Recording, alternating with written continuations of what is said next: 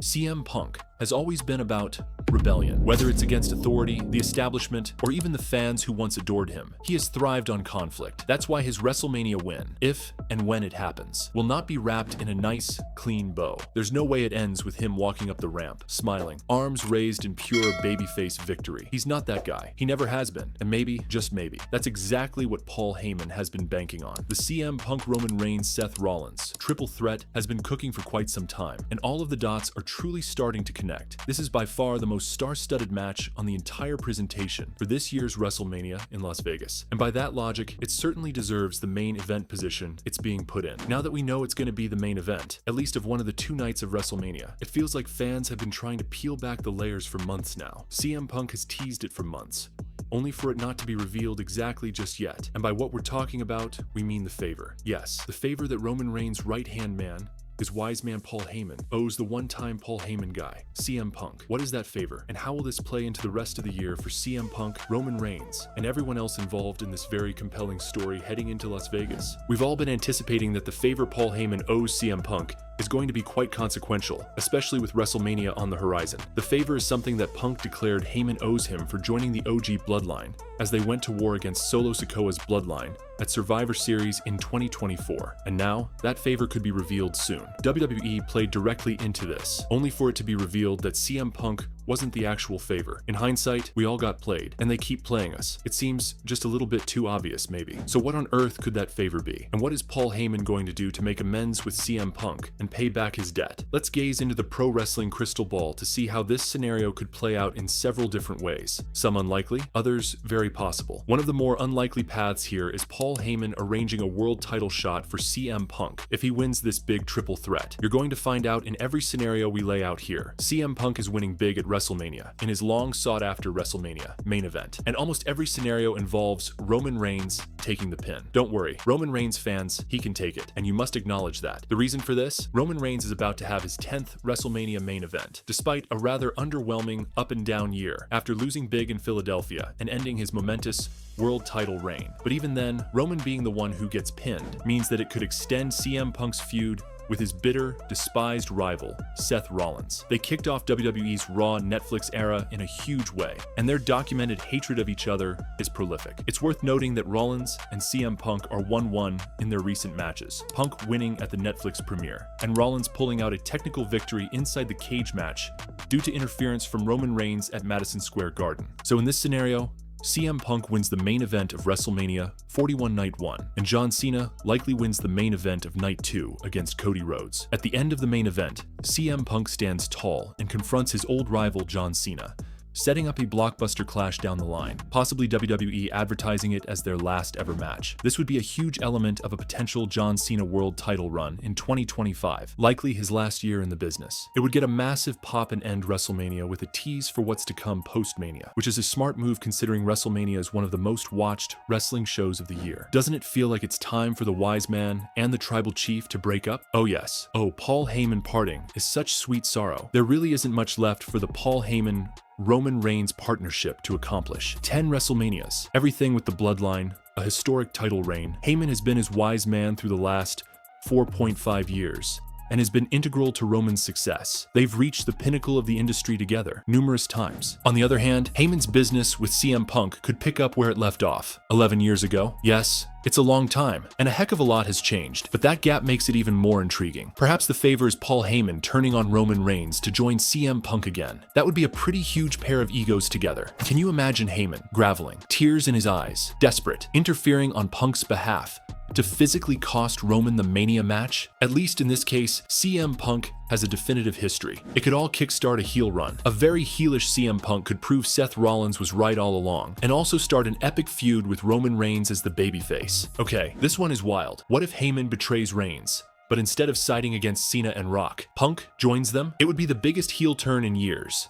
CM Punk going corporate, teaming with the very men he used to rage against. The implications would be massive. A true power trip scenario with Heyman as the strategist, and Cena, Rock, and Punk forming a new dominant force. Cody Rhodes and his allies would have to lead the resistance. This story could span the entire year, culminating in WrestleMania 42 in New Orleans, with Cody finally overcoming all odds, beating Punk, Cena, and maybe even The Rock himself. It would be CM Punk's ultimate betrayal, but man, it would be historic, because if Heyman does choose to go all in with CM Punk again, it's not simply a matter of loyalty, it's business, and Heyman has always operated with his mindset on leverage, with Roman Reigns' stock potentially beginning to dip, especially if he loses at Mania. It opens the door for Heyman to redirect his allegiance to the new best investment in WWE. And if that's Punk, then Heyman cashing in that favor could be the moment we finally see him transfer not just loyalty, but power and strategy. WWE knows that nostalgia is powerful, but nostalgia weaponized as a storytelling tool is even more potent. And if you consider that 2025 is shaping up to be a year where the old guard,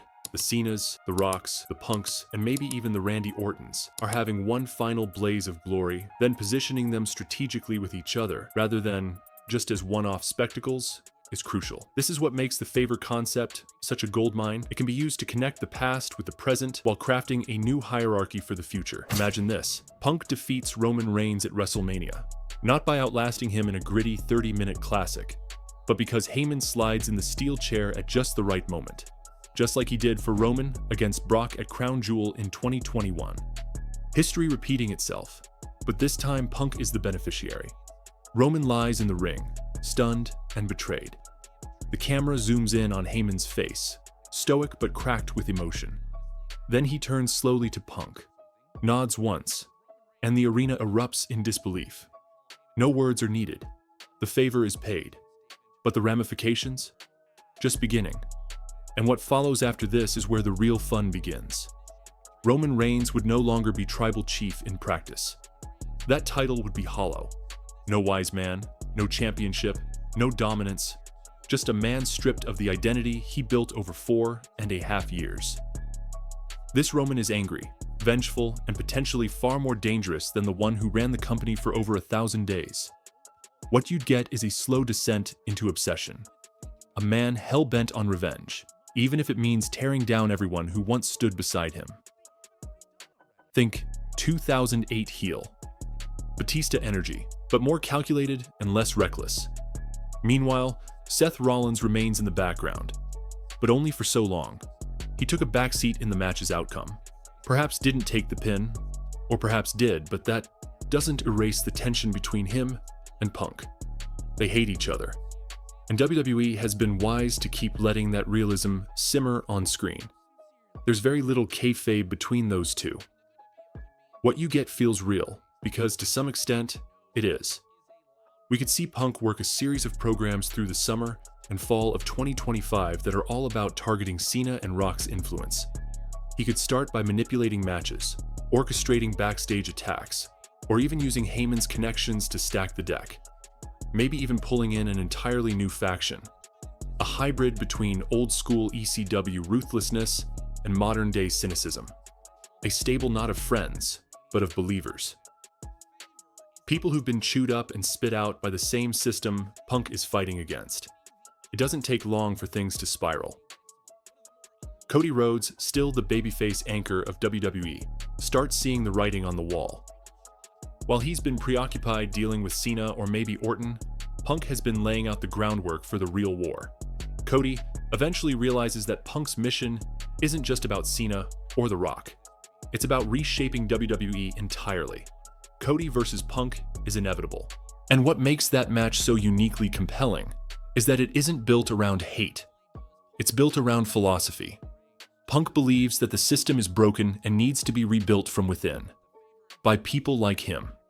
Cody believes in legacy, in building something you can be proud of and pass down. One man fights for revolution. The other fights for heritage. Those motivations collide in the best possible way because neither man is wrong. They just don't agree on what WWE should be. Eventually, that story reaches a boiling point. Possibly at SummerSlam 2025. Possibly even at Survivor Series. But more than likely, WWE will want to stretch this to WrestleMania 42 in New Orleans. A city historically linked to huge WrestleMania moments, including Daniel Bryan's miracle moment and the streak ending. So why not have Cody's true crowning achievement, beating the most dangerous version of CM Punk, happened there. By the time we get there, Cena and Rock may already be out of the picture. Maybe they were conquered, maybe they were exiled, or maybe they just stepped aside once the battlefield got too bloody. But Punk? Punk stays. Because he's not just here to feud, he's here to replace them. It's even possible that Punk, with Heyman and a dangerous new faction, could attempt to seize control of WWE's creative structure within the storyline. Something akin to the Authority, but grounded in anti-hero logic rather than cartoon villainy. Punk is the voice of the voiceless again, but this time he's amplified by power. That's dangerous. That's riveting. All of this works only if WWE continues to blend reality and fiction the way they've been doing so masterfully in this new era. Blurring the lines between backstage politics, real-life grudges, and kayfabe heat. And Punk is the perfect centerpiece for that chaos. He thrives in that gray zone. One night, he's cutting a promo about Cena being the corporate chosen one. The next night, he's backstage telling producers how he's rewriting the future of WWE whether they like it or not. That's the long con of the favor. It was never about a match. It wasn't even about revenge. It was about access. Punk knew that if he could get into the main event and win, the doors would blow wide open. And Heyman, being the chess master he is, knew exactly how to get him there. There's one final wrinkle to consider, and it's a wild one.